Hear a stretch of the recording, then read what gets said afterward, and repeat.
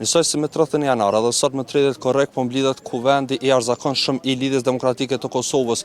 Do të votohet për apo kundër shkarkimit të kryetarit të saj Lumer Abdigjiku. Në rast se Abdigjiku do të shkarkohet, brenda 60 ditë duhet të mblidhet përsëri kuvendi i Lidhjes Demokratike të Kosovës që të zgjedhet kryetari i ri.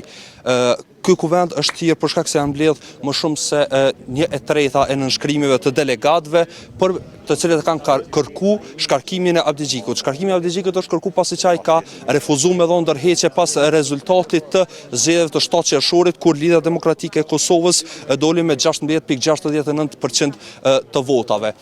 Ky kuvend po mbahet një javë para seancës konstituive të kuvendit të Kosovës, e para se të thirret seanca konstituive. Lidhja Demokratike e Kosovës ishte në negociata me lëvizjen vetëvendosje për formim të institucioneve, e madje lëvizja vetëvendosje po e sheh Lidhjen Demokratike të Kosovës si partnerën më të mundshme krahasuar me partitë e tjera.